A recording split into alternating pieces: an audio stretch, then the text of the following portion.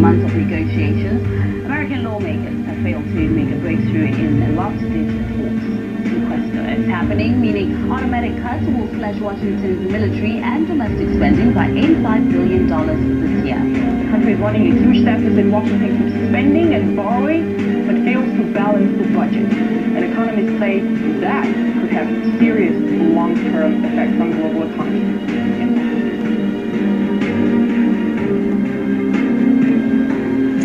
Fireworks, at least when we talk about China. More signs of weakness in the world's second largest economy. Two reports this morning show a slowdown in the manufacturing sector. And this comes on top of recent liquidity problems for banks and a credit crunch for borrowers. Our next guest says it's all adding up to an economic crash.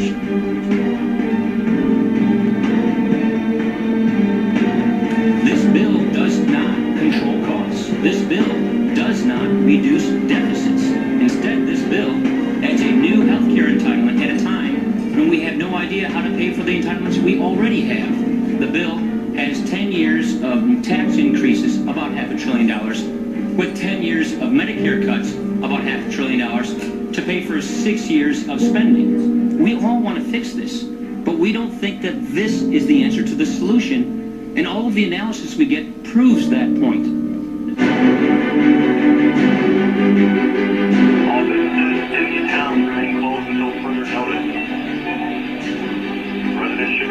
Not answer the door unless it is a police officer and are advised to stay away from windows. People should not congregate outside. Residents should monitor media for further information. Get FEMA State Control with important announcements.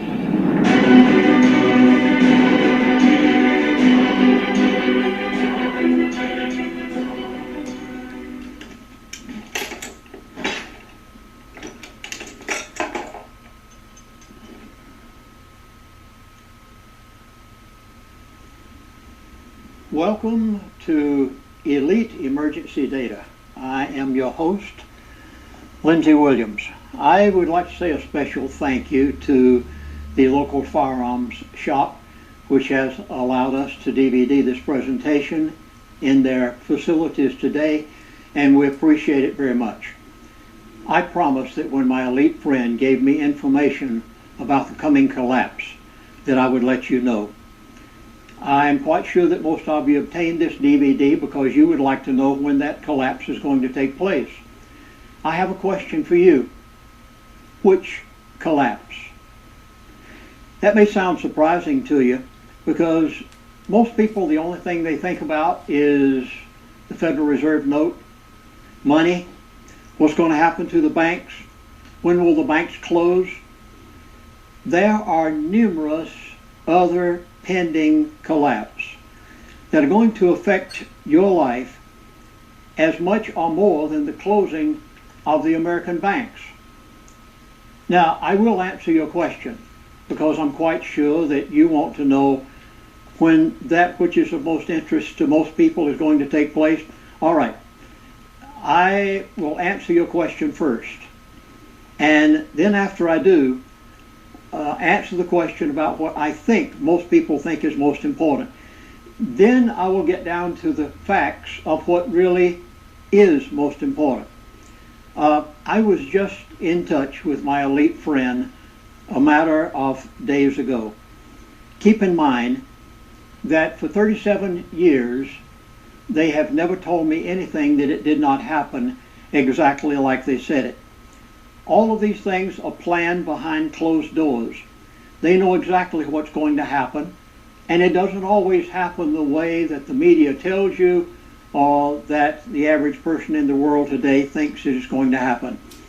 My elite friend has told me when the elite will create the great financial event.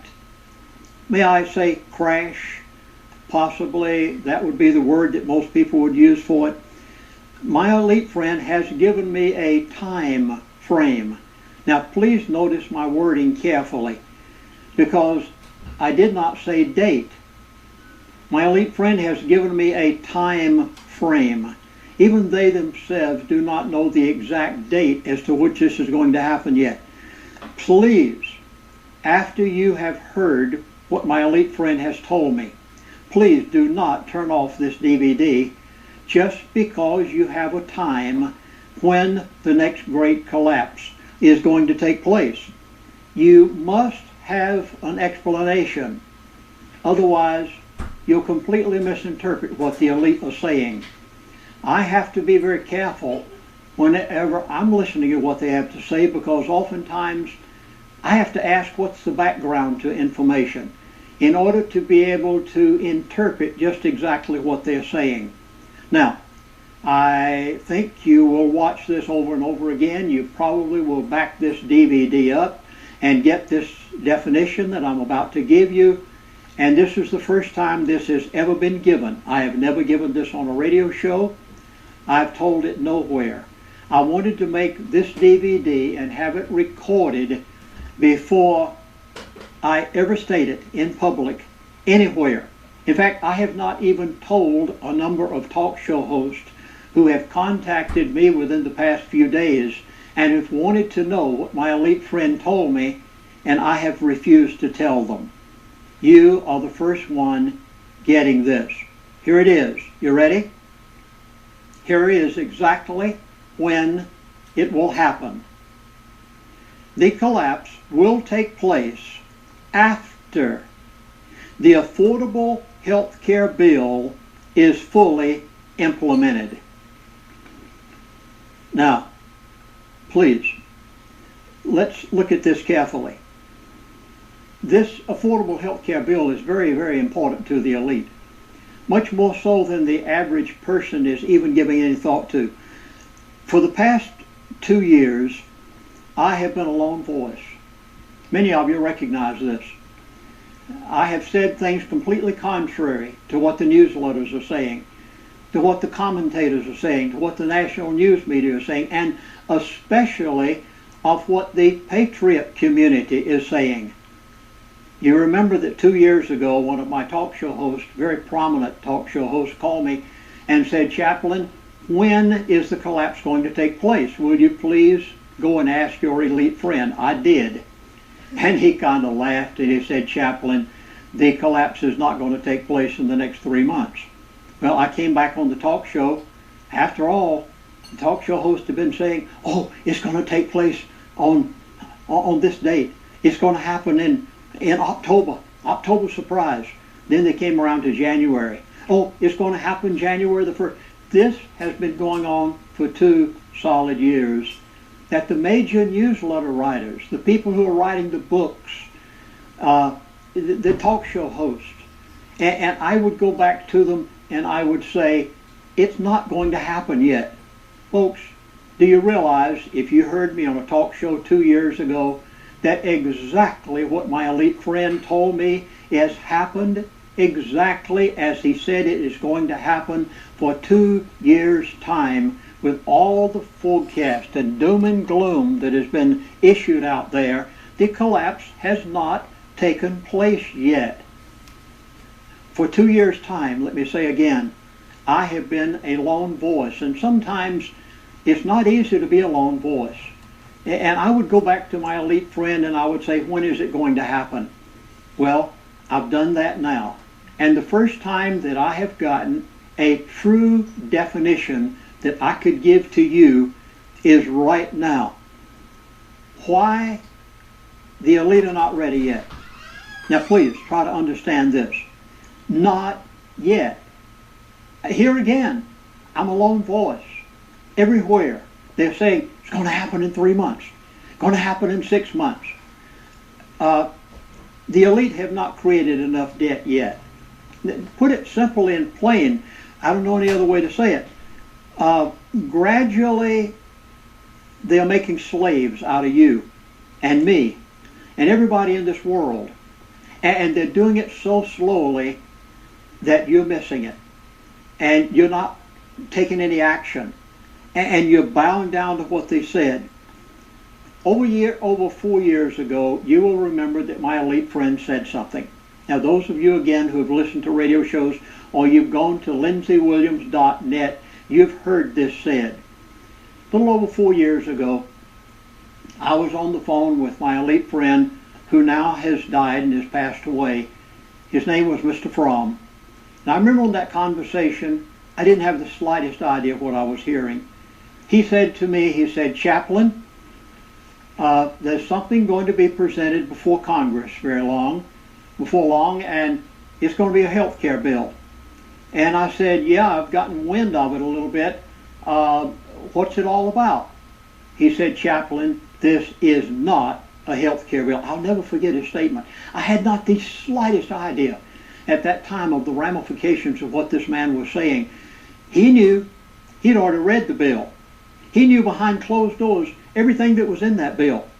He knew what I have just found out within the past few days, and that is that this health care bill is key to what the elite are going to do. It is connected in a relationship with what the elite are going to do in bringing about a financial collapse and when they will do it. This is not a health care bill, is what he said to me. I didn't have the slightest idea that it had nothing at all to do with it. Instead, it has to do with, well, first of all, I tried to get him to explain, and he did. First of all, there was the Patriot Act. It had to be passed. And you know how it came about after 9/11. Then the health care bill was put in place. And his statement to me was, he said, "Chaplain, the health care bill is the final straw. It is the total control factor. It is the one thing that will bring about a complete control, the name of the game is control." I've said this for 37 years. And this will bring about the completion of what they want to do. The elite must have total control before they can bring about a collapse of the system.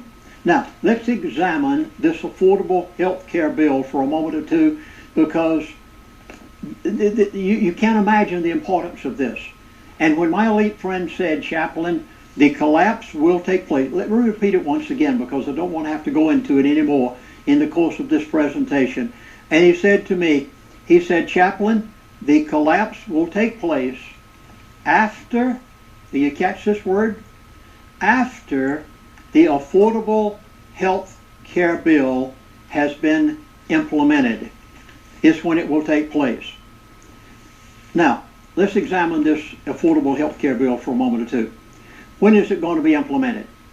Now go back, think carefully with what you've heard from the news media lately. First of all, it was supposed to have been implemented as of January the 1st of 2014. Then our president, Mr. Obama, changed all of that. He altered things just not too long ago. The president said there will be a change. We're going to exempt businesses and corporations from having to do certain things until January the 1st of 2015. Now, are you catching this?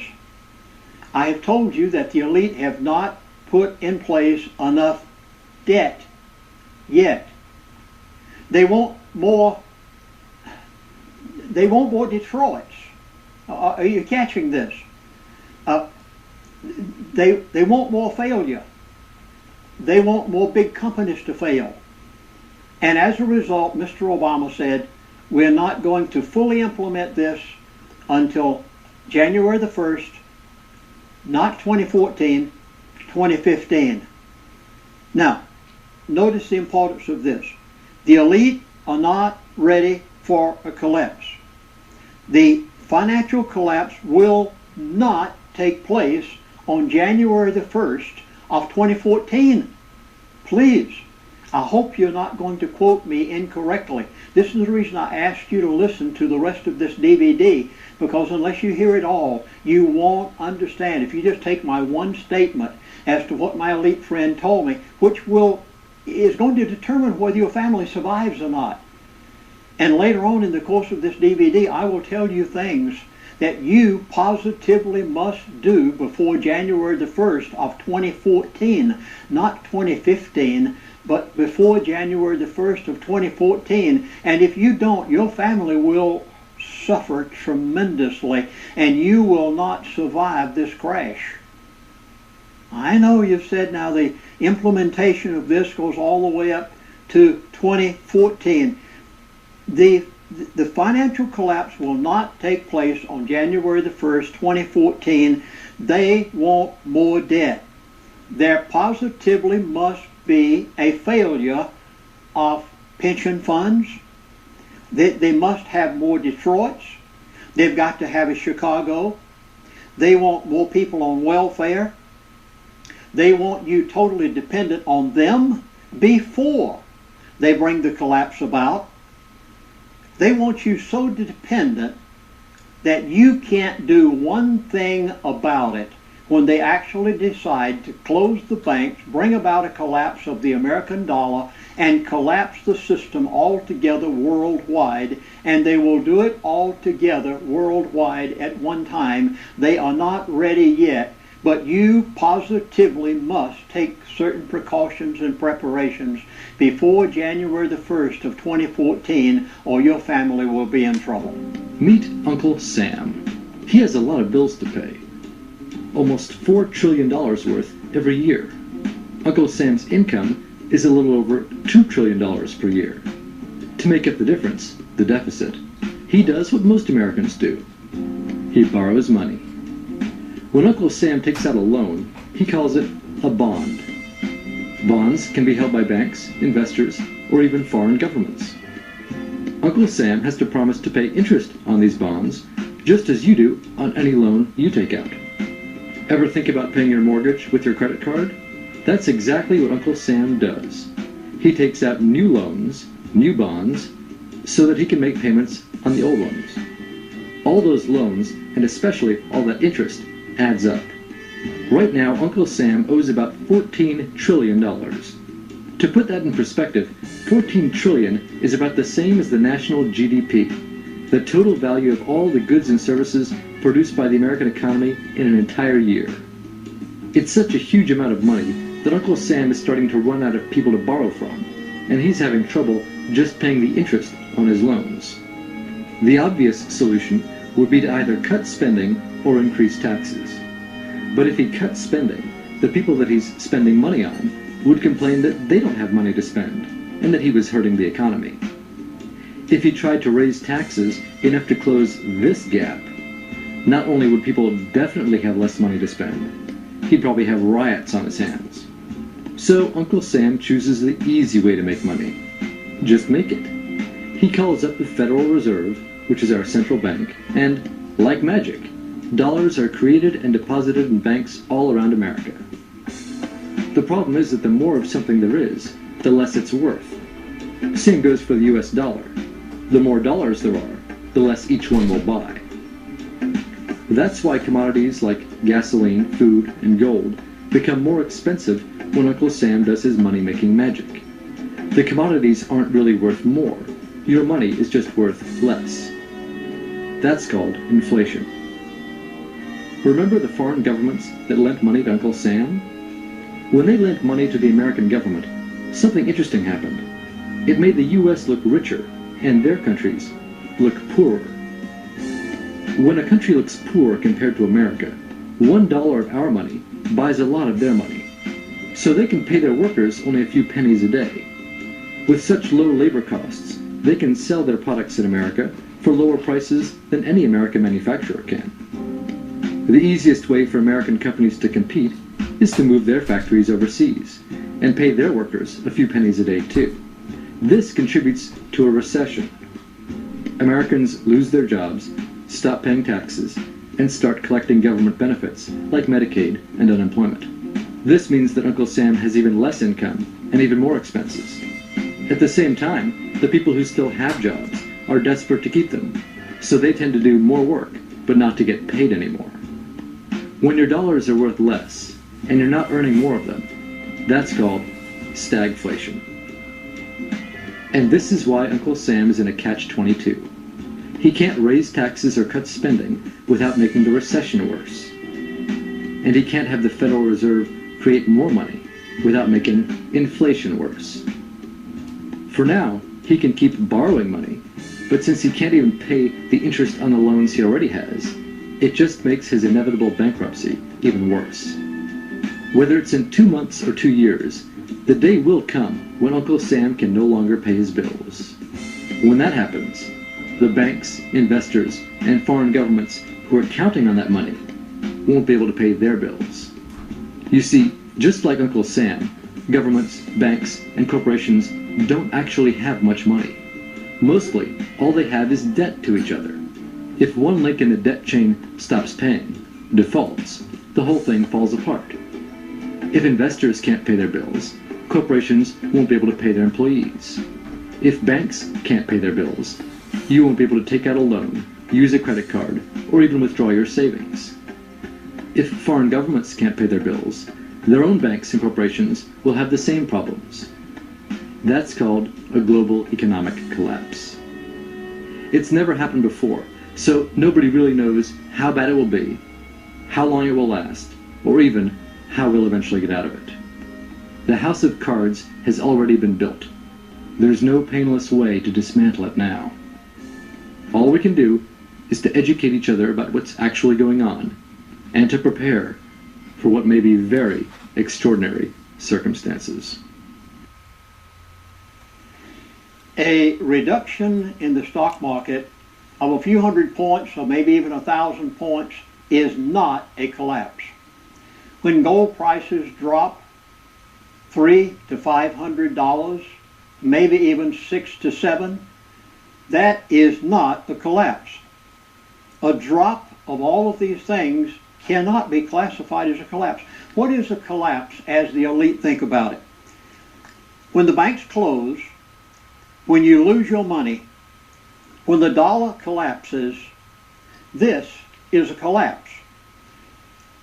Someone put it very well. I think probably the best of any I've ever heard. But it was over 200 years ago when he put it this way. But it's almost as if it's prophetic. Thomas Jefferson, author of the Declaration of Independence, the co-author of the Constitution of the United States of America, the third president of the United States of America. I want to read his statement, and then I'll go back and pick out the points exactly as it's happening today. He said, quote, "I believe that banking institutions are more dangerous to our liberties than standing armies. If the American people ever allow private banks to control the issue of their currency, first by inflation and then by deflation, the banks and corporations that will grow up around the banks will deprive the people of all property until their children wake up homeless on the continent their fathers have conquered." Now, let me go back and pick out this because it's almost as if he had spoken prophetically. Number one, he said, I believe that banking institutions, now these are private banking institutions. This is not the Congress of the United States of America, which was told, and they didn't do it, told to coin money in the Constitution, and they gave up their job. They betrayed us many years ago. I believe that banking institutions are more dangerous to our liberties than standing armies. If the American people ever allow private banks, the Federal Reserve is a private bank. It is not an agency of the government of the United States of America. It is privately owned and privately controlled. And he said, Thomas Jefferson, if private banks are ever allowed to control our currency. Now, currency, what is that? Federal Reserve note. It is not American money. It is not congressional money. It is fiat paper. And that piece of paper that's $1, it costs about the same thing to print a 5 or a 20 or a 50 or a 100. It is a total outright lie. It has no value except what it is perceived to have. They call it currency, and it is not. What is currency? Currency is what the Constitution of the United States of America told Congress to mint, gold and silver. He said first by inflation, and then by deflation. QE1, QE2, QE3. This is prophetic almost. Isn't this amazing? This is inflation and deflation control on the part of the Federal Reserve, which are private banks, in controlling paper, fiat currency. And then he said, the banks and corporations that will grow up around them. What are they? Goldman Sachs, J.P. Morgan, Chase, Bank of America. You could go on and on. The banks that will grow up around this monster called private banks. They've grown up here, and we have them. Now they control us and the country. He said this will deprive people of all property. Beginning a little over a year ago, the Federal Reserve, which is not even an agency of the federal government, it's a private bank, said the economy is in such trouble, we are going to pull out of thin air every month $85 billion. That's right. No gold, no land, nothing. Congress didn't even give that permission. We're going to pull out of thin air $85 billion every month. They've been doing it for over 1 year. What are they doing with it? Please, Thomas Jefferson, it's amazing how God must have shown him some things. They pull it out of thin air, and what are they doing with it? They're buying mortgage-backed securities. What's that? They bought your house mortgage. They bought the mortgage to the shopping center down the road. And who owns it now? The Federal Reserve probably owns your house if it's mortgaged. And what did Thomas Jefferson say would happen? That our children will be deprived of all property. Right now, you are deprived of that property because if your house is mortgaged, you are going to lose it. Did you hear me? I've already been told this by my elite friend. He told me back many, many months ago, he said, Chaplain, you've got to have a house that's mortgage free. It cannot have any debt on it whatsoever. If you have a house that's mortgaged, you may as well quit making your payments. You're going to lose it. You might live in it for the time being, but when they get ready to bring this collapse about, you will not have the currency to pay for it. They will repossess it, and they already own it because they bought it with the $85 billion per month. They have gone out and bought the mortgages of houses and shopping centers and churches all across America, and when they get ready for the collapse to take place, you will not own them any longer. They will repossess them, and you will wind up homeless, is exactly what Thomas Jefferson said on the continent that your fathers have conquered. You've just lost your house mortgage. If your house is mortgaged, you just lost it. They did it intentionally. Thomas Jefferson saw it. Thursday, June the 20th, 2013. It was a landmark day. The elite ran a test. You didn't have the slightest idea what they were doing. I would not have either if I had not received an email from my elite friend the following morning. The 19th of June. Go back and look this up. This is so important until it's catastrophic. On the afternoon of the 19th, just about the time of the closing bell on Wall Street, Mr. Bernanke made a statement.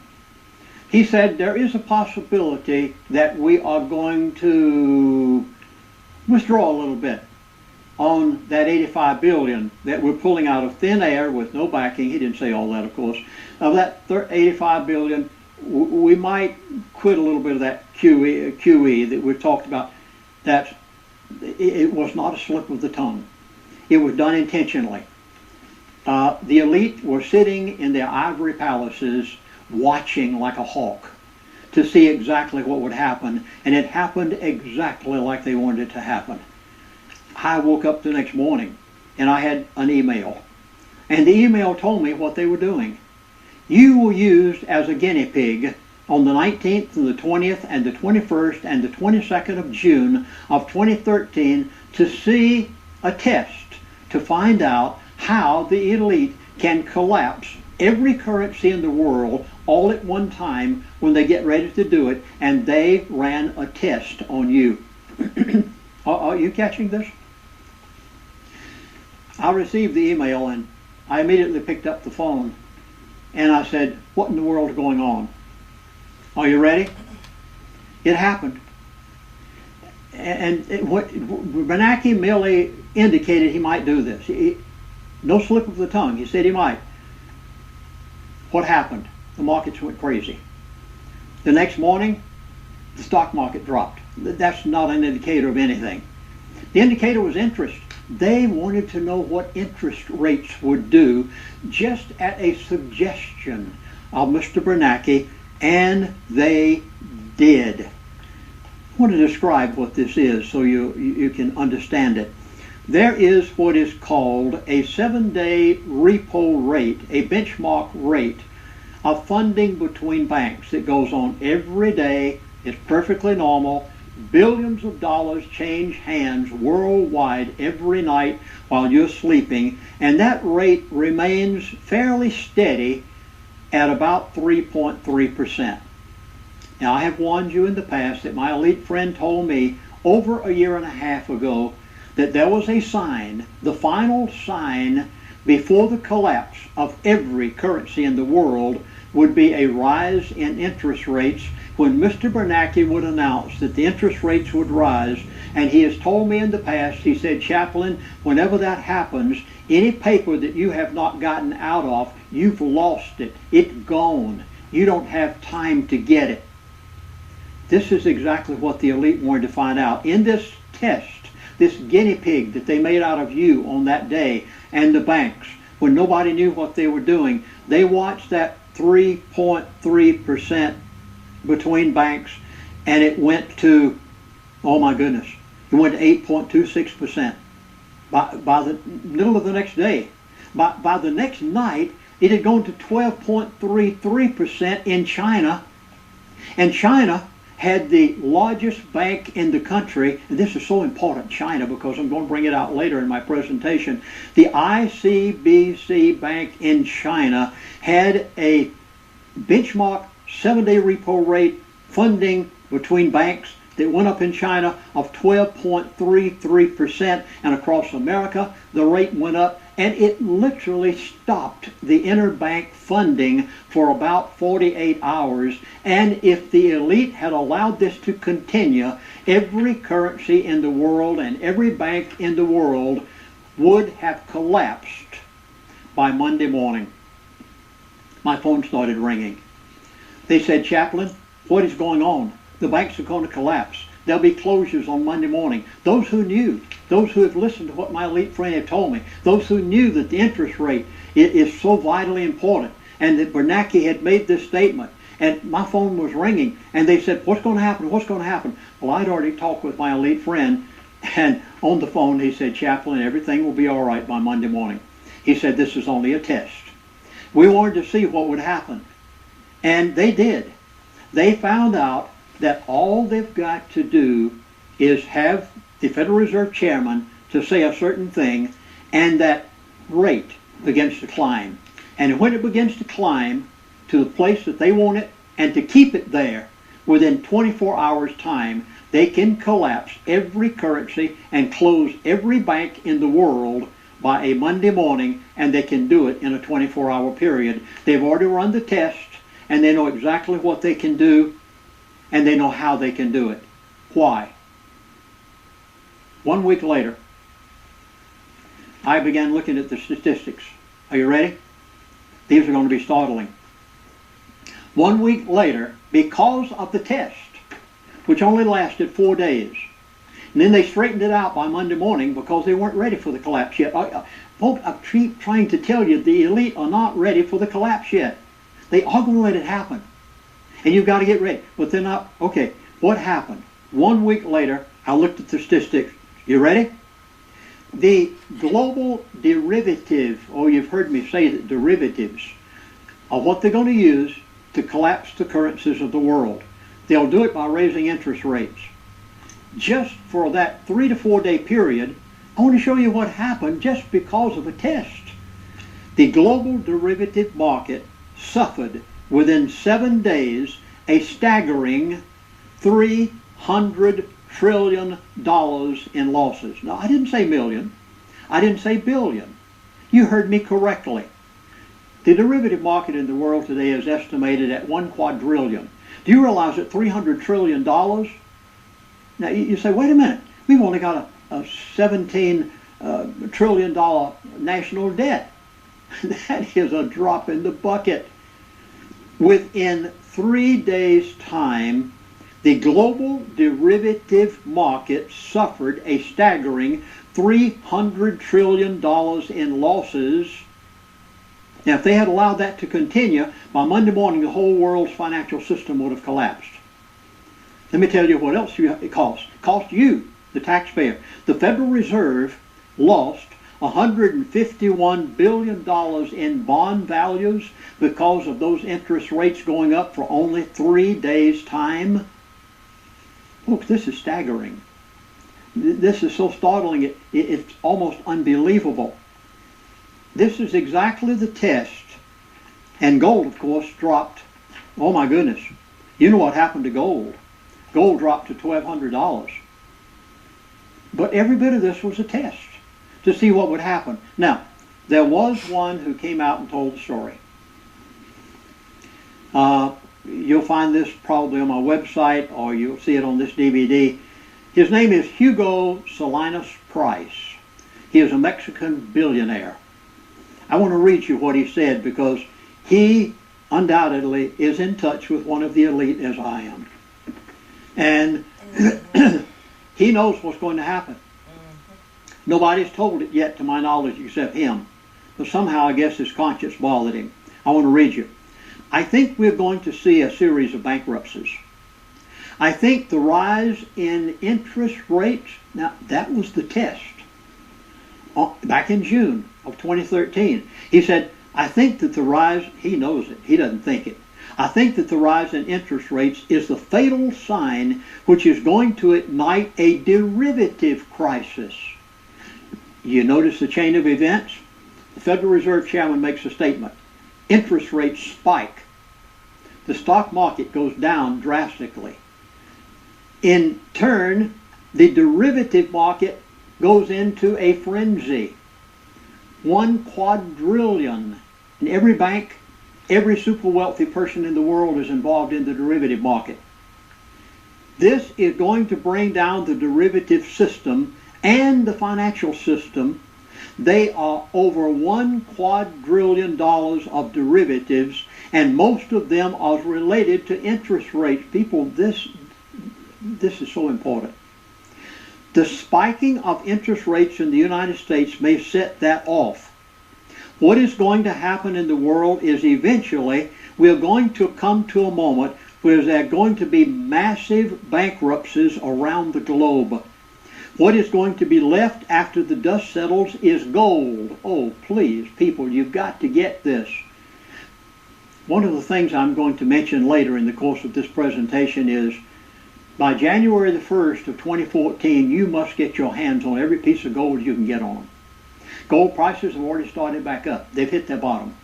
They're going back up. And where they're going is going to stagger you. And you've got to get it.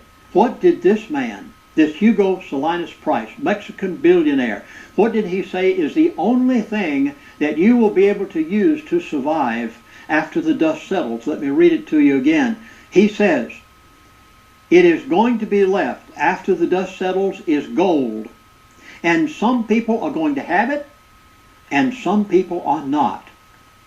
Then the problem is going to be to hold on to what you've got, because it's not going to be a very pleasant world.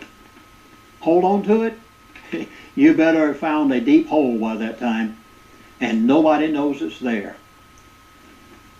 Read you the rest of it. Right now, there are about 141. Oh, by the way, this was given. I should tell you where this was given. This statement is given by the Bank of International Settlements. It was given on June the 26th of 2013. All this fits together. The whole time frame around that part of June, the 21st, 22nd, 23rd. The Bank of International Settlements You can't get any bigger. You can't get any more knowledgeable. You can't get any more money in the entire world than that. The Bank of International Settlements said, quote, the number one reason why rapidly rising interest rates could cause the entire global financial system to crash. You notice why I use the word crash? The entire global financial system to crash is because there are more than $441 trillion worth of interest rate derivatives out there. The Bank of International Settlements, and they said this comes directly from them, has been on the movement of interest rates up. What did Mr. Solanus Price said? He told you what's going to happen. Exactly what will take place. There are certain things that you must do. Positively. I'm nowhere near through. I have a lot of explanation yet to make. There are certain things that you must do before January the 1st of 2014. Not because the crash is going to take place on January the 1st, 2014, but because you probably will not be able to do them any longer after that. I hope you'll write these down and take them to heart. You must, if you're going to survive. Now keep in mind, there were many people at the time of the Great Depression in 1929 through 1933 who made great fortunes. Not everybody stood in a soup line. If you want to be the one not to stand in a soup line, I'm telling you what I've been told. You positively must do the following before January the 1st of 2014. Number one, buy every piece of gold you can get your hands on. Silver's fine, but it's difficult to swim the river to the south with silver in your pockets. With gold, you can carry a briefcase around with $1 million in it. The elite know that, and they've bought it. Number two, you've got to get out of debt. You positively must get out of debt. I don't care what it takes, how much sacrifice you have to make, you must get out of debt. Anything that is debt, you're going to lose it. I don't care what it is. If it's debt, you will lose it when the crash takes place. So there's no sense in making the payments anymore on it because you're going to lose it. If you don't lose it now because you have trouble with the economy, you'll lose it later because of the crash. Next, get out of paper. I've stressed it over and over and over. You must get out of paper of every kind. I don't care whether it's a 401k. I don't care whether it's an IRA. It matters not whether it's a mutual fund. It matters not whether it is a retirement fund. You are not going to get. If you are 50 years of age or younger, you will never see your retirement. Look at what happened to Detroit. They've declared bankruptcy. Look at what's going to happen to other cities all over America. You must get out of paper of every kind and not depend on it. Next, pay off your house mortgage. I know you can't. You say, I can't. Well, there's something you can do about it. It's better to live in a one-room log cabin and no mortgage than to live in a mansion worth a few $1 million that the Federal Reserve owns it, because they've already bought mortgage-backed securities and they've probably bought your house. And they will come and get it. And you will lose it when the collapse takes place. Store food, water, and firearms. Why did I make this presentation in this facility? Because I thought it would be very impressive to help you see all the way through this that the one thing the elite did not want was for the American people to do what they did. It scared them more than anything else that's happened in the past 35 years, to my knowledge. When what took place in Sandy Hook took place, and our president said that he would do everything in his power to put through legislation in order to limit any event like this ever taking place again with a gun, and the American people did what the American intuition and tenacity and free spirit dictated to them. They went out and bought every handgun they could get on, every piece of ammunition that they could secure. You go to Walmart and try to buy ammunition now. We tried the other day, and they said you'll have to get here by 7 o'clock in the morning, and by 7:15 every piece that we get is sold out.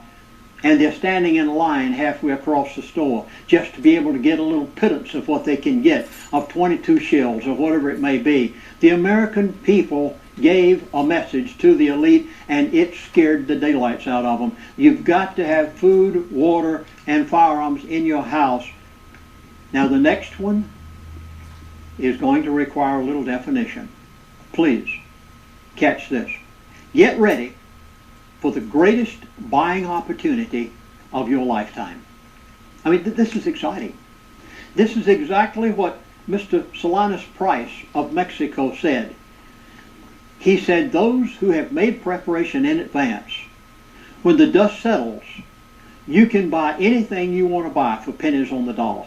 I care not whether it's a piece of real estate, whether it's an automobile, I don't care what it is. Food, anything else. You can buy it for pennies on the dollar after the dust settles. Get ready, folks, for the greatest buying opportunity of your lifetime. And if you will prepare right now, before January the 1st of 2014, you can survive the crash. Get out of the city, if at all possible. All the elite have. I don't know of a single elite that live within a big city. They all live out in the wide open places. Purchase everything that you need. I don't care what it is. If you can buy it and you don't have to mortgage it, you get it. If you need it, get it now. Before January the 1st of 2014, you are going to see numerous events begin to transpire as soon as the affordable health care bill kicks in, that is going to fulfill everything that the elite wanted in order to keep you from revolting, if at all possible. They may not be able to. And they've made preparations if you do. But they don't want that. They want to bring this on gradually over a period of time until they can make that total slave out of you that you want. But you don't have to be that way. You can prepare now. You can listen to what my elite friends have said. Purchase everything that you can before January the 1st of 2014 that you can get without having to mortgage it. The collapse that will affect you and your family more than the closing of all the banks in America and the collapse of the American dollar. I began this presentation by saying, which collapse? There are others that are going to affect you just as much or more. 5 years ago, I was on the phone with my elite friend who now, of course, has passed away. I mentioned him, Mr. Fromm. And in the course of the conversation, he said, Chaplain, China is the big one. I'll never forget it. Those were his exact words. And I went on to ask him to elaborate. He said, don't pay any attention to the euro. It matters not what the stock market does. He said, don't pay any attention to other things in the world, in Korea and Iran and things like that. He said, Chaplain, keep your eyes on China. He said, China's the big one. He went on to elaborate somewhat. I couldn't quite understand what he was saying. Well, I can now. That was 5 years ago. Let me go back a little bit and try to bring up to date what has been given me since then and some things I found out on my own, and you'll understand this. George Herbert Walker Bush. Daddy Bush, as you would know him, the Vice President of the United States of America under President Ronald Reagan. George Herbert Bush was the ambassador to China September the 26th, 1974 through December the 7th, 1975. Prior to that time, as long as anyone had known, China was a closed society. There was a Great Wall, and people didn't go in, they didn't come out. The people lived that way for a few thousand years. China was unknown basically to the rest of the world almost. In 40 years' time, since George Herbert Walker Bush became the ambassador, and there was a reason why he did that. He became the ambassador to China in order to open it up. He saw in China, listen to the population. The population of China is 1.35 billion people. Massive. We can't even comprehend it. The largest population on the face of the earth. Let me compare this to the United States of America. The United States of America is only 313.6 million. Now listen to China again. 1.35 billion. In China, they have more people in uniform in their army than the total population of the continental United States of America. Are you catching the immensity of all of this? And George Herbert Walker Bush, Mr. New World Order himself, the one who you can't get any more as a part of the elite than Bush and Kissinger. And Bush himself went to China as ambassador, and the 1 year he was there, he literally opened up a closed society to the rest of the world. To the point that in 40 years, China has become the second largest economy in the world. 40 years time. The second largest, America number 1, China number 2, Japan number 3, in 40 years time. All because of Mr. New World Order, and he knew exactly what they were going to do. He knew that that great population could change the face of the world. The elite knew that they would move America's industry abroad. They knew that they were going to take our trade secrets and move them there. The elite knew what their plans were. They had this planned many, many years ago. They were going to take China and make it what it is today. Please keep this in mind. My elite friend has never one time been wrong in 37 years. Not once has he ever told me anything that it didn't happen exactly like he said it was going to take place. This is happening before your eyes, and the average American has not the slightest idea what is going to take place. There is a collapse that is underway right now that is going to affect your family more than the collapse of the American dollar. And you must take precautions accordingly. China is on the verge of collapse. I saw the 60 Minutes article, or 60 Minutes television article, news article on Chinese real estate. And I don't know if people didn't get a chance to see it. Go to YouTube and look at it. The massive China real estate bubble. I was trying to explain to Joe, and I don't think that we can properly edify this to you over the radio, right? If we played it, it doesn't have the same effect, because I was like, okay, yeah, right, okay, yeah, 60 Minutes, China, they're building stuff and nobody's in it, everybody gets it, yeah, I've heard of that, done that, right? And then you actually showed it to me, and it's not, the guy that did the report and says, listen, China is building like 24 of these every year, and they're talking about city, right? And so you're thinking about a city, you're like, okay, yeah, well, big deal. So they built the Flagstaff, or they built the Tucson. That's not the type of city they're building. No, they're building San Diego's and Phoenix's. I mean, and they're empty. They're empty, and they've been empty.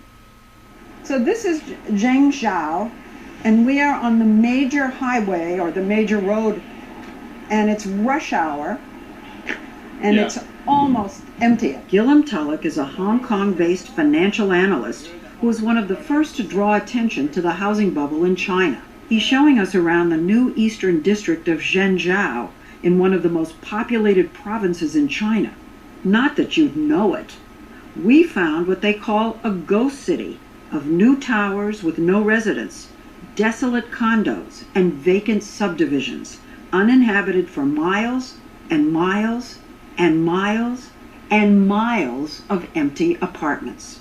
What? Now, some 2-3 years, it looks more like, a nuclear issue in Russia or something, It's amazing what's happening, and I think the thing that people aren't quite understanding is that you look at what happened here, especially in Phoenix. You pick a neighborhood or a subdivision, and we were all in shock when subdivisions that had a builder, U.S. Homes, stopped. Okay, they had 40 framed houses, and they stopped. And everybody went, oh my God. They graded the desert out here, graded miles of desert. They put in the streets, the sewer system, the light poles, and then just stop. And everybody was, oh my God, this is a tragedy. Look what happened. Bank of America, all right? Almost every household name in America went under. Gone. Lehman Brothers, gone. Everybody else bailed out, right? AIG, all of that stuff. And here was the catastrophe of it all was, some of us Americans got a little crazy, right? Some of them, bought 2 homes. The real crazy guys, maybe they bought 3. In China, they're talking about people buying 10. The middle class that made all the money, that had the factories and they were running everything, they got a little bit of money that were supplying us, and when they took everything that we built, now, of course, that's all saturated as well. Where'd they put their money? Well, they didn't come over here. I mean, we even tried to get them to come over here. There's rules. China's not dumb. They got a law that says, guess what, Chinese citizen? You've got to keep your money here. Right? Unlike here in America where we let you go ahead and rape and pillage all of our industry and take it all away, the Chinese don't allow that. They still are a communist nation. Let's not forget that. In my opinion, based on the footage that I've seen, it makes what's happened here in America look like child's play. Why are they empty? I've heard that they have actually been sold. They've all been sold. They've all been sold. Absolutely. They're owned by people in China's emerging middle class who now have enough money to invest, but few ways to do it. They're not allowed to invest abroad. Banks offer paltry returns, and the stock market is a roller coaster. But 15 years ago, the government changed its policy and allowed people to buy their own homes, and the floodgates opened. So what they do is they invest in property because property prices have always gone up by more than inflation. And they believe it'll always go up. Yeah, just like they believed in the US. Actually, property values have doubled, tripled, and more. So people in the middle class have sunk every last penny into buying 5, even 10 apartments, fueling a building bonanza unprecedented in human history. No nation has ever built so much, so fast. And what's happened in Europe still looks like child's play. You're talking about vacant cities, ladies and gentlemen. You're like, you're talking about driving maybe, well, it's happening here in Detroit. Talking about, well, yeah, but Detroit, we get vacant cities because all the buildings are crumbling and it's all right. It needs to get bulldozed. Right. These are brand new skylines of high-rises. As far as the eye can see, they disappear into the smog. And just building after building, and then the shopping malls, and they're huge, and the office buildings, and the... How important is real estate to the Chinese economy? Is it central? Yes, it's the main driver of growth and has been for the last few years. Some estimates have it as high as 20 or 30% of the whole economy. But they're not just building housing. They're building cities. Yes, that's right. Giant cities being built with people not coming to live here. Yes, I think they're building somewhere between 12 and 24 new cities every single year. Unlike our market-driven economy, in China it's the government that has spent some $2 trillion to get these cities built as a way of keeping the economy growing. The assumption is if you build it, they'll come. But no one's coming. This is really completely, totally empty, and it goes up. Gillum took us to this shopping mall that's been standing vacant for 3 years. Can I find this all over China? Yes, you can. They've simply built too much infrastructure too quickly. But I see KFC behind you. Yeah. I see Starbucks over there. I see some other very recognizable American franchises coming in here. Yeah. At least does that mean they have faith that this is going to ignite? No, these are all fake signs. This is to give potential buyers the impression of what it might look like if they moved in. They're not real. So KFC didn't buy this space or rent this space? No, they haven't. Starbucks? No. They just put the sign up? That's right. It's all make-believe. Non-existent supply for non-existent demand. Look at that. Swarovski, Piaget. They're hoping for high-end, too. H&M, Zara. And it's all Potemkin. Yeah. It's surreal, and it's everywhere, like the city of Ordos in Mongolia, built for 1 million people who didn't show up. And no, you're not in England, you're in Thamestown, a development near Shanghai built like an English village. And it was finished, I think, around 5 or 6 years ago, and it must have cost close to $1 billion US. And you'll see it's still standing there empty. Well, I mean, I got to tell you, this is what starts world wars. Now, on top of it, okay, how many people do we have here? And they got 300 million. 300 million. Okay. Plus 11 million that they're going to legalize. Right. But and the 11 million, yeah, I mean, but they're already here. Right. So they got 50 million construction workers building things that have been empty and will remain empty. Okay, think about 50 million construction workers. We don't have 50 million Walmart workers. I know. Not even close. Crazy, isn't it? 50 million. What do they do? They'll drop your hammer. Our entire workforce, private workforce, is 100 million people. Right, they have 50 million just construction workers. How hard is it for them to drop their hammer and grab an AR-15? This is how wars start, ladies and gentlemen. But this is unprecedented. I mean, I don't think I can quite drive this point home. And I guess the best way would be to go to Google and go to Google Earth and look at Manhattan. Okay? All right, look down at Manhattan. Pretty big. Okay, pretty big. A lot of tall buildings in Manhattan. Now multiply that by 50, and that's what's empty sitting over there. Remember, our whole economy was at the precipice of utter collapse because 7 million people may be going to lose their homes. Yeah. They've got, I don't even know what the number would be, but they've got at least 30, 40 million empty homes. Right, let alone the people that have already bought them. And the people that are building this empty infrastructure. Now they justify it with, well, you know, we still have the largest movement of humans in the history of mankind. They got 1.3 billion people. I mean, right, that's a lot of people. And when they brought them in, you know, when they shut all the maquiladoras here in Mexico and they moved all the American manufacturing to China, and then they brought these people by oxen out of the rice fields, it was the largest migration of humans in the history of the world since, you know, the beginning of time. And now they need another. Okay, but this was built on the backs of America. This was built on the backs of Europe. Okay, everything that used to be built here, everything that was American, everything that we touched when I was a kid growing up. Swaps, the securitization stuff, and all of our... Remember, Alan Greenspan laid it out perfectly.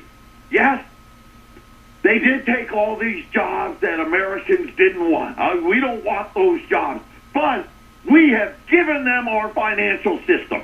So what are you talking here? I mean, what do you think the financial exposure is to U.S. financial institutions? Because we did it. We invented NAFTA. We invented GATT. They didn't. They come over going, hey, you know what I think? You know, I'd like to have all your textile mills and car factories and televisions and, oh, yeah, go ahead, take it. We don't want it. No, we sat here and went, you know what? If we could really send this over here and still put, like, sporting goods names like Rawlings on something that we have to pay a guy who full union labor, we got to pay him OSHA, we got to pay all his benefits. He's got to buy cars and put his kids through school. What if we could build the same thing, make it half the quality, charge double for it, but build the guy who's building it, pay him nothing? It's still happening. The Wall Street Journal this morning, Whirlpool expands in China. Yes, Whirlpool, they were desperate to get in. They said, we don't have enough exposure to China, so we finally got a Chinese partner. And they're all congratulatory about the fact that they're going to be able to build Whirlpools in China. That took that long, huh? Took them that long? Well, you got to get a partner. You got to remember. We have to have a Chinese government partner. That's correct. Right, a communist partner. Communist. Let's call what it is. You got to be willing to, hey, listen, give us all the specs so we know how to do it all. They don't use the word red Chinese anymore. They're Red Army. No, they don't use that anymore. They're nice people over there. Listen, it's going to provide them a very good platform for growth. So Whirlpool's all excited now? Yep. So where are they, out of Iowa? I think originally they're out of Iowa. I know they had a huge plant in Iowa. I don't know if anyone still works there. That changes the whole term out of. Where are you out of? Yeah.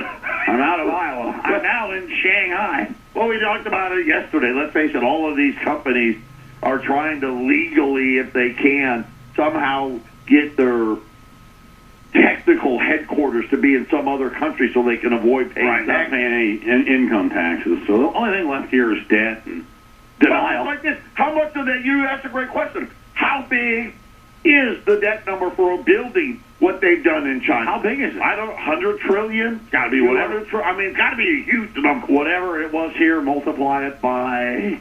I don't know. So let me ask you something. 12 to 24 times. I don't know. Everything pops in China next Monday. Their markets crash. Everything crashes. The real estate bubble's crashing. And now we get a new Fed chief comes out in January. January, yes. Well, guess what? We got to bail out J.P. Morgan. What? It's called not tarp, but carp. Like the fish. It's carp. It's Chinese, all right? You got to open up the Fed window. Right. So it's not the TARP program. So it's Asian Chinese. It's the Chinese carp that are killing all the regular fish, and I don't know what river that is. Because they lost all their money. They lost all the money. They lost everything. All our financial institutions are going to go under because of their exposure in the Chinese real estate market. Analysts warn that all this building has created a bubble that could burst. So if the bubble bursts, who's left holding the bag? There are multiple classes of people that are going to get wiped out by this. People who have invested 3 generations worth of savings, so grandparents, parents and children, into properties, will see their savings evaporate. Are you the biggest home builder in the world? Yes, I think maybe. You may be. Yes, only the quantity, not quality. Wang Shi is modest, but his company, Vanke, is a $53 billion real estate empire building more homes than anyone in China. Are homes in China too expensive today? Yeah. Here's a number that I saw. A typical apartment in Shanghai cost about 45 times the average resident's annual salary. Even higher. What does that mean for your economy if it's just too expensive for the vast majority of people to buy? I think that dangerous. Dangerous. That's the bubble. So I think that's the problem. Is there a bubble? Yes, of course. There is a bubble, yes. And the issue is, will it burst or not? Yes, that's the big issue. If that bubble, that disaster. If it burst. It burst, that disaster. Workers told us that many of these buildings haven't had any work done on them for weeks, months, as if the developers just don't have the money to go on. It's true. You see that happen first. The migrant workers will go home. That's often the first sign that the debt crisis is starting. The debt crisis. When you stop paying your bills, then everything stops. It could become a debt crisis because of the huge loans most of the developers took out. If they can't repay them, the whole economy will seize up. The government's great fear is that all this could lead to social unrest. And that's not hypothetical. Last year, when home prices fell, it infuriated all those owners of multiple dwellings who watched the value of their nest eggs plummet. And there's already been some demonstrations over real estate around the country. Yeah. Have you had demonstrations against your showrooms anywhere? Your company? Often. So often, Wang Shi shudders to think what would happen if the bubble actually burst. If that bubble broken, that maybe, who knows what will happen? Maybe that, maybe I answer, maybe next Arabic Spring. Arabic Spring? You mean people coming out and demonstrating? Mm-hmm. A lot of economists say that it's too big for even this government to control. China has all of our major industry. They have Caterpillar, Boeing, your clothing, your shoes, your TV, your washing machine, the hardware in the hardware store. We don't have that in America anymore. It's all been moved to China. In order for any company to go to China, they must have a Chinese government partner. That's right. You just heard it. Unless you have a Chinese government partner. Now, when there is a collapse, and there's going to be, it's only a matter of a short time, not going to be too long off either. When there's a collapse in China, when you begin to see riots in the red, what's going to happen? The first person that's going to be honored is that Chinese partner. Do you realize that when Caterpillar, for instance, let's just take one major industry. When Caterpillar tractors and road equipment, do you realize that when they moved their facilities to China, that they were required by the Chinese government to give them all of their trade secrets? Yes. All those things that they wouldn't tell to anybody in the United States of America. They wouldn't divulge it to any other company in America because they've got patents on it. And those are individual to that one company that has made them so great. Why is it that Caterpillar engines are not equaled by any other engine in the world, bar none, for heavy equipment? Why? They have trade secrets. They have copyrights. They have nobody knows. Do you realize that when Caterpillar went to China, they were required to give all of those trade secrets to the country of China? They have every one of them. Boeing aircraft, the largest builder of aircraft in the world, the ones that you fly when you go across the country or any other place on an airline today, more than likely you fly a Boeing airplane. There are more of them than any other company in the world.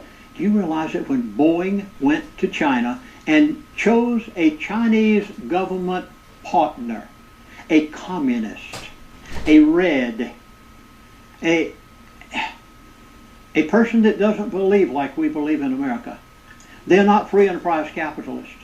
And they had to choose a Chinese government partner, and they had to give all of the trade secrets of Boeing to the government of China in order to be able to go in and get dirt cheap labor. So they wouldn't have to pay the unions, and they wouldn't have to pay the retirement funds, and they wouldn't have to pay how many things can you name that we're having to pay for the American worker? But go to China, you can fire them when you want to, hire them when you want to. You don't pay any of these extras, but you give up all your trade secrets, and you choose a Chinese government partner. American companies then, after going into China and India and Mexico, what have they done? Oh, please. When I was given this the other day, I was utterly appalled. I'm still sitting here almost startled by what I heard. The American companies have gone into these other countries, have moved their equipment.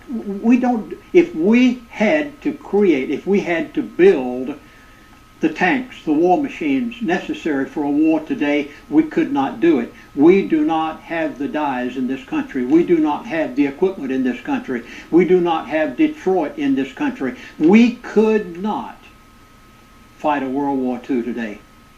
You couldn't even make a Jeep. Why? All the trade secrets are gone. All been given to China. Industries moved abroad. Now, American companies have not only moved industry and equipment abroad, American companies have taken the profits that they've made out of that. You remember the number of people that I gave a moment ago, that in China, the population of 1.35 billion? They're making a lot of money over there. Some of these Chinese are becoming quite wealthy, as you've just seen. And what do? The American companies have gone over there and sold their products to them. General Motors, Chrysler, on and on you go. Caterpillar, Boeing. And they're selling their products to China and selling it also out of China to other countries. And what are they doing with the profits? And when I was shown this the other day, I was dumbfounded. The profits that these American companies, now remember, 2 of them were bailed out by you and me, the taxpayer. General Motors, Chrysler, you bailed them out. Where'd they go? China. What'd they do? They're selling their cars abroad. Are they bringing the money back into America? Not on your life. They're keeping that money outside the United States of America. They have stashed American corporations, every one of them without exception. Why do you think our government is in so much trouble? Why do you think we have so much national debt? The taxes that are being received have gone to zilch, whether it be a city or a state, a county, the federal government. The tax base is not there any longer. Why is Detroit in the trouble it's in? Doesn't have a tax base. Now, what did these American companies do with this money? They stashed it away in foreign banks. And when I was given this the other day, all of these, probably a few $1 trillion, that American companies, instead of bringing it back into America and helping the country that made them great and the free enterprise system that made them great, and helping the tax load that our states and counties and cities and federal government have, instead of that, they have stashed this money abroad in banks all around the world. And, you ready?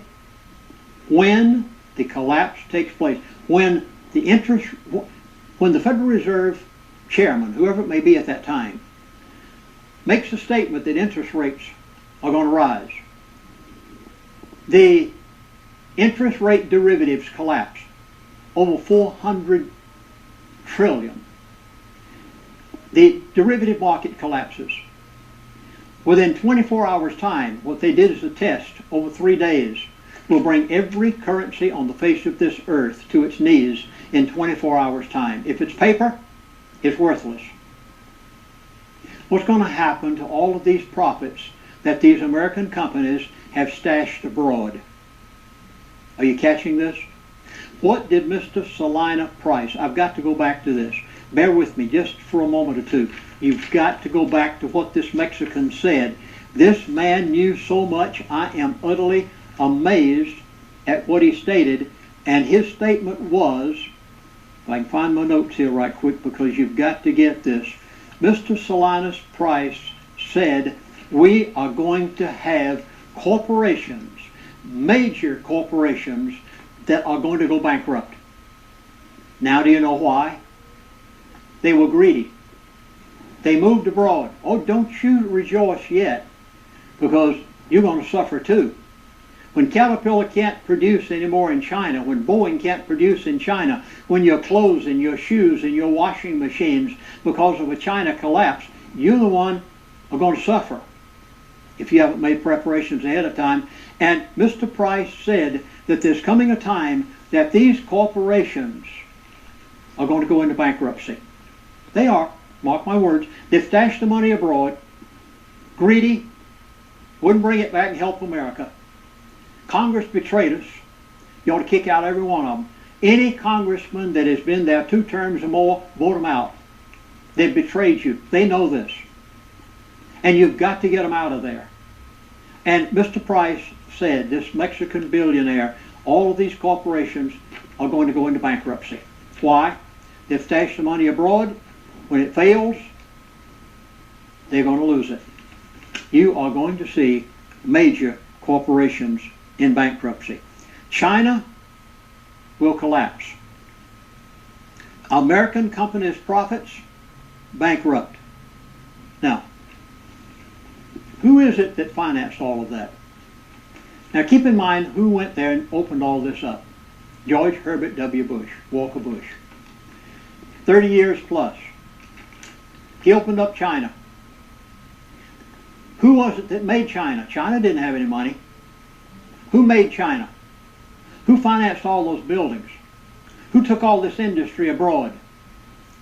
J.P. Morgan, AIG, Citibank, Bank of America, Wells Fargo. When China collapses, what's going to happen to the banks of America? What's going to happen to J.P. Morgan and AIG and Citi? Who is it that financed all of those massive construction that you saw a few moments ago? These very companies right here.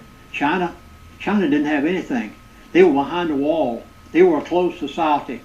Who made them great? America. America's greedy corporations that wanted wages that were low so they could bring the products back in this country cheaply and make money on both sides and stash it abroad. What's going to happen to those companies? I hope you're getting the message of what's about to happen to you. The collapse of healthcare in America will be more devastating to you and your family than the collapse of the dollar. Only the elite know the connection between the healthcare system and the collapse of the dollar. They've told me a few things. I know you wonder how it could possibly have a connection, but it does. And my elite friend 4 years ago knew that. He knew what was in the healthcare bill. He knew what the IRS would do.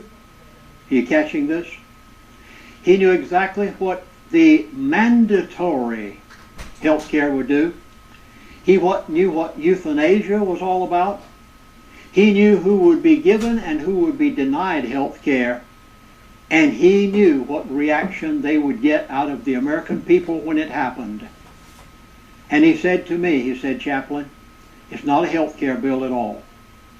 I hope you're beginning to realize why I was told just recently by my elite friend that the collapse will take place after the implementation of the mandatory health care bill.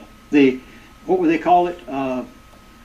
Cheap. You get it cheap, in other words. You get everything given to... No, that's not what it is at all. Well, let me sum it up, if I may, by some people who are medical doctors themselves and have studied it. Elizabeth Villette, she's a medical doctor. Elizabeth Villette has researched extensively the health care bill.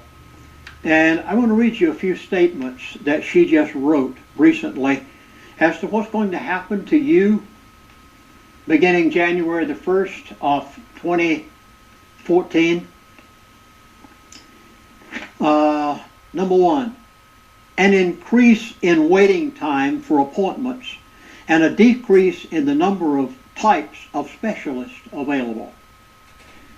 I was told just recently by a man that you'll recognize. In fact, go on YouTube, please. You must see his YouTube presentation.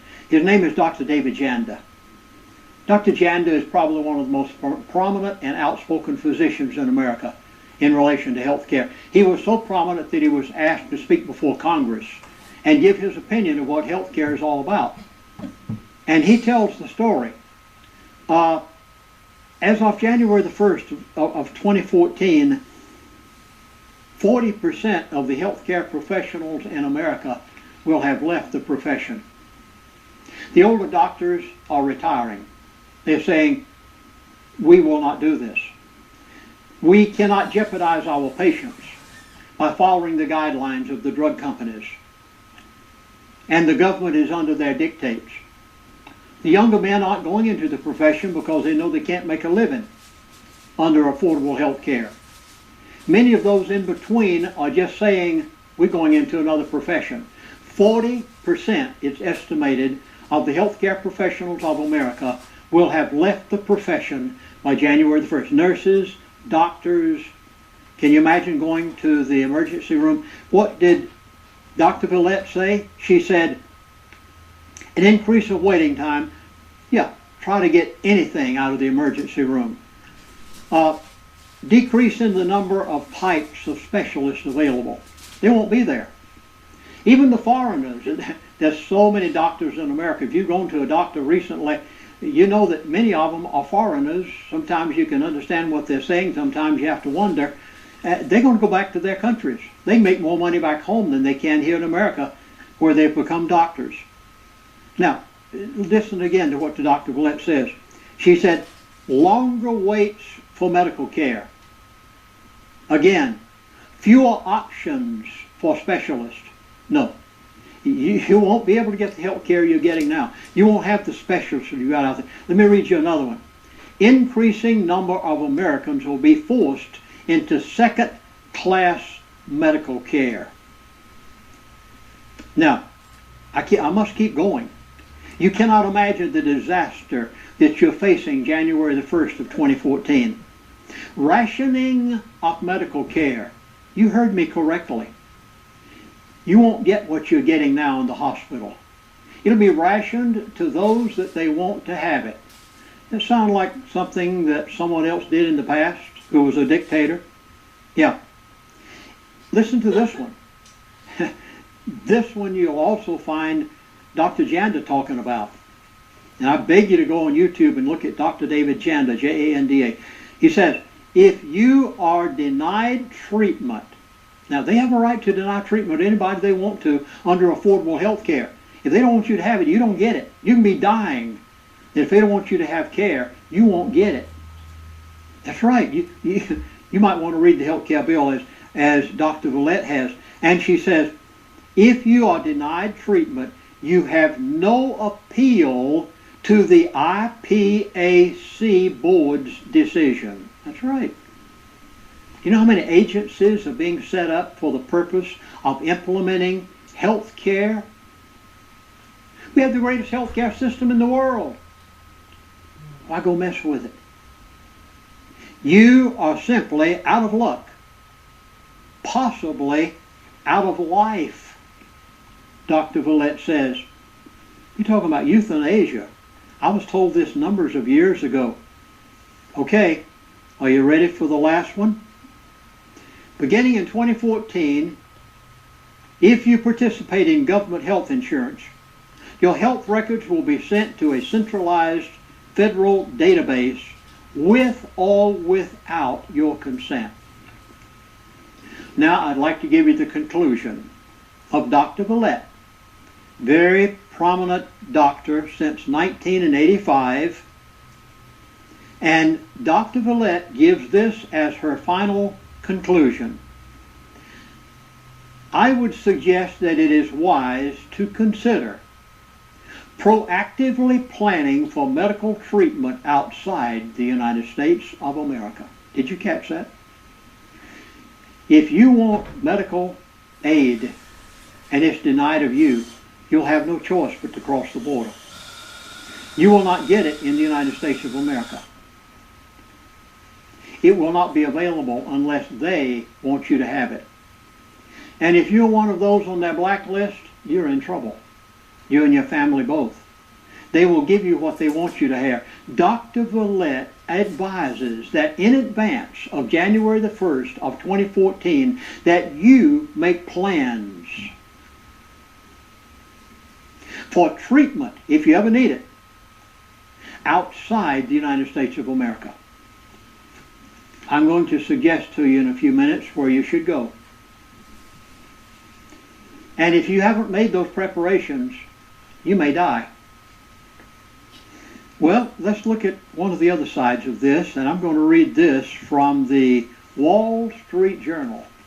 You can't get any more prestigious in financial fields than the Wall Street Journal. I'm going to name you the date so you can go find it for yourself, and I'm going to give you the person that wrote it.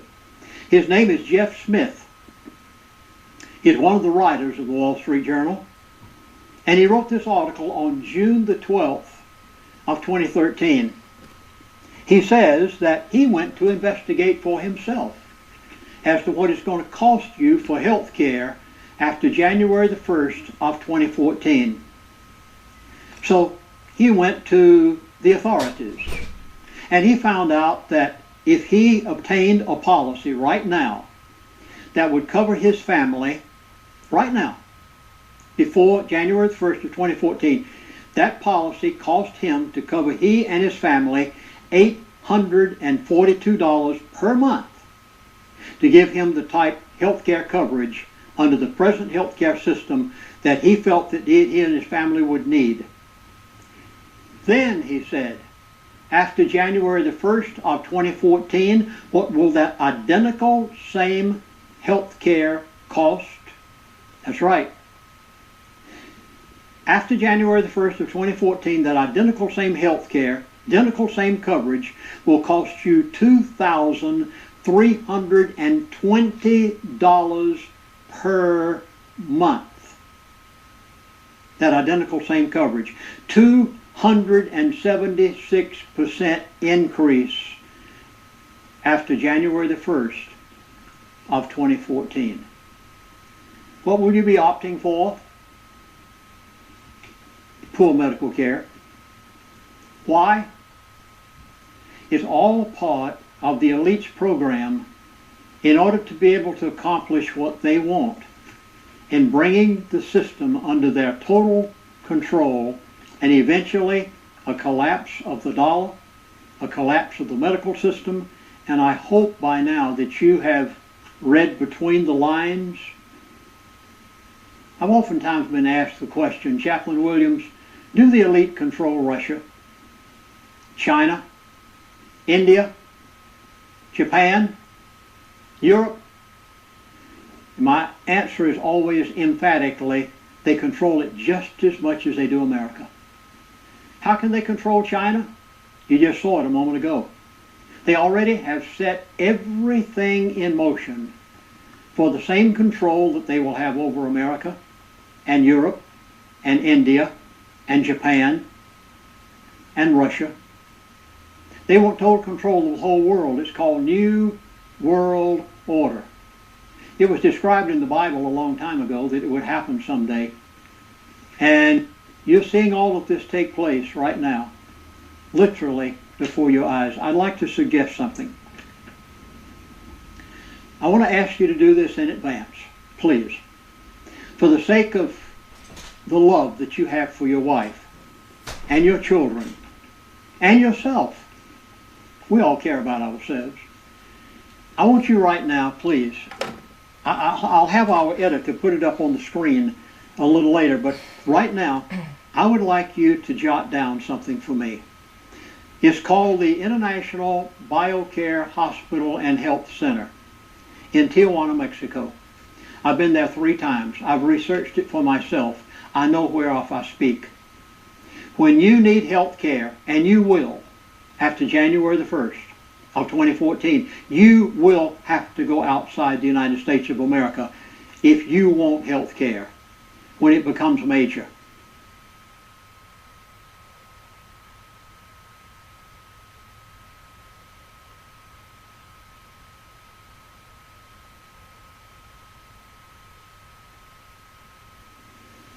My wife Joanna has had rheumatoid arthritis for the past 12 years. We have tried everything humanly possible. We've tried every natural medication that could be obtained in the United States of America. We've ordered things from abroad. It had gotten to the point that she was in pain continuously. One of her legs had swollen in the knee to the point that for almost a year she has limped on that leg and was not able to walk long distances with me, which I'm accustomed to a lot of activity of walking for miles, sometimes per day. We were wondering what we could do. And when I went to the International BioCare Hospital and Health Center in Tijuana, Mexico, something very strange happened one day. I had been there for treatment myself. Yes, I not only have gone to the hospital for investigation, I have been there when I was sick, and I'm very seldom ever sick. And I had been there for a session. It so happened that just a day or 2 before I left, I had had a stem cell implant. Now, please understand that they do it different than what they do in the United States of America. They do not use stem cells from a fetus or an animal or a sheep. They use stem cells that are taken from a person's own blood. They do it the natural way. You can't get this done in the United States of America. And I had had a stem cell treatment done, and it so happened that I went down to the hospital that morning for them to take pictures of my face after they had attempted to make me look years younger, and they can. With stem cells, they can literally make a person look years younger than what they are. In fact, they say that they have some rather prominent people whom I would prefer not to mention. They go to the hospital every 6 months and get one of these stem cell face treatments, come back looking years younger. Ladies, take note of that. That's not the reason I'm saying this. And I had to go down and let them take a picture of my face before I washed it that morning. And when I did, the nurse looked up at me and said, Mr. Williams, you have just had a stem cell implant. And I said, yes. She said, I noticed by your face. She said, I want to show you what happened to me. And she kind of pulled up her nurse's uniform just enough to show her knee. And she said that knee was swollen nearly double its size. And Dr. Lustenau suggested, why don't we try a stem cell implant? Actually take the stem cells of the person, enhance them, and put them into her knee with a needle. They had never done anything like this before. That was a year and a half ago. And they did. What happened? Within a matter of days, the knee had gone down to normal size. She's been able to continue her nursing practice at the hospital and has had no more problem. And the nurse told me about this, and I said, well, this is exactly what I've been wanting. I said, my wife has one knee that is nearly double its size. And I said, she's limping on it. Well, I went to Dr. Lustenau, and he said, set a time, make preparations. We did, just days ago. My wife and I came back from Tijuana, Mexico. 3 weeks at the hospital, they prepared her body for the stem cell implant. They didn't just walk in and give her a stem cell implant. 3 weeks. They gave her chelation. They gave her intravenous feeding. They gave her vitamins. They gave her minerals. They gave, oh my goodness, you can't, and food, proper food. This is the kind of hospital this is. Not like an American hospital that runs you in, runs you out. 3 weeks' time before they would even take her blood. And I went in that day with them. They took a lot of blood. And they took it in the operating room. And they separated the red and white cells. And they separated the stem cells. They enhanced the stem cells. They brought them back into a sterile room, in a sterile environment. And they took the stem cells and injected them into the joints. Both of her arms, I should say her two up here elbows, her one arm, and both of her knees that was swollen, one swollen nearly twice its size. And they injected them into it. I couldn't take it. I asked a doctor if I could be in the room at the time, and it wasn't painful. They'd given her something to take care of the pain. And finally I said, Doctor, I'm not made to be a doctor. I said, you better let me sit down. Well, they did, folks. I want to tell you what happened to that rheumatoid arthritis. Within 24 hours' time, she was walking normal in a knee that she had not walked on in the past year without limping. Today, she's walking perfectly fine on that leg. Today, she's taking her arms and going like this. She couldn't even do that 6 months ago with rheumatoid arthritis. Stem cell implant, they said this can't be done in the United States of America. They won't allow it using a person's own blood. You must make friends with the IBC hospital in Tijuana, Mexico before January the 1st of 2014. I would like to say a very special word of thank you to my son Daniel, who is doing all of the editing. He's doing the videoing, has done everything necessary to learn how to work all of this equipment, and is now producing the DVDs that you're seeing. So a very special thank you to Daniel, my son Daniel Williams. Daniel, we appreciate all you've done. We human beings, regardless of who we are, we have a need. And every human being's need is the same. It all started back in the Garden of Eden. Now please, we can make all the preparations physically that we want to make, but if that spiritual preparation is not made, the physical preparation is not going to do you any good. You positively must know where you stand with the Lord. And I hope you will view this part and take it to heart. The Bible says, for all have sinned and come short of the glory of God. Now I know no one wants to admit that anymore, but if the Bible says it, it's always been right. Just like my elite friend have said the things that they've said, even more so, the Bible is inspired of God himself. It's not some human being that wrote this. This is God himself who gave it. And he said that man's problem is a sin problem. The Bible also says that God made preparations for us to be able to take care of that problem. And here's the answer. The Bible says in Acts chapter 4 and verse 12, "Neither is there salvation in any other, for there is none other name under heaven given amongst men whereby ye must be saved." There is no other way. There's only one way according to God. Now man's got a lot of different ways, but God only has one way. And after all, he's the one you'll stand before someday. No, whether we like it or not, we'll stand there. He is God. He created heaven and earth, and we are his creation. And he made preparations for our creation.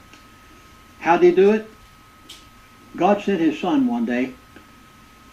He sent his son to earth to make an atonement for the problem we had, to make a way out of our trouble. And the Bible says, for Jehovah, for God, so loved the world that he gave his only begotten Son. He only had one, that whosoever believeth in him should not perish, but have everlasting life. Now he said he sent his Son. He sent his Son to what? To be talked about, to be hated, to be rejected, to hang on a cross.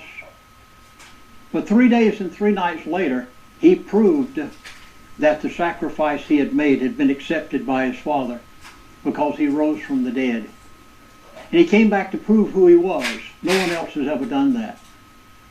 But he did, because he is the only way, the only truth, and the only life. And God says, for by grace are you saved. And how are we saved? Through the sacrifice that Jesus Christ has already made. For by grace. Now, that is not works. It says, for by grace are you saved through faith. And that not of yourselves, it is a gift of God, not of works, lest any man should boast. There is no price that you can pay for God's salvation. There is no way that you can get it by church, or by joining, or by putting your name here or putting your name there, or what family you were born in. None of that has anything to do with it. Every person will give an account of themselves before God. And the Bible says that the only way a person can be accepted by him is by the acceptance of his sacrifice which he made as an atonement for your sins and mine, and he gives it free of charge. You can't pay for it, you can't work for it. It says, for by God's grace are you saved through faith. Just merely believe what God said he would do, by faith. And where do you get faith? The Bible says faith cometh by hearing, and hearing by the word of God. If you want faith, in order to be accepted by the Creator of all heaven and earth, you can have his grace. All you need to do is read his word. Faith cometh by hearing, hearing by the word of God. You read the word of God, you get faith. You get the faith necessary to accept what he has made as an atonement for our sins. And then you can be saved and know eternal life with him. That is what the Bible says, for by his grace. It's so wonderful that there's no way that Lindsey Williams could have bought it. There's nothing I could do to get it. All it was necessary was to believe God's word by faith. And his Son paid the price. You don't have to pay the price. His Son paid the price. And you can have eternal life through him. I beg of you right now, would you please, right before that laptop, before that computer, maybe in front of that TV, would you please get on your knees? And would you be willing to accept God's redemption, that you might have eternal life, and not only that, but you have hope down here and have guidance in these perilous times that are around us. Now, would you please get on your knees, and I'd suggest that you just talk to the Lord. And maybe say something like this: God, I believe that you sent your Son into this world to make an atonement for me. And I'm willing to admit that I have sinned, and that I'm willing to accept your salvation through your Son, and I'm asking you to please give me eternal life. And I'm also asking you for guidance after you give me that eternal life in these days in which we're living. In the name of your Son, Jesus, I ask it. Amen.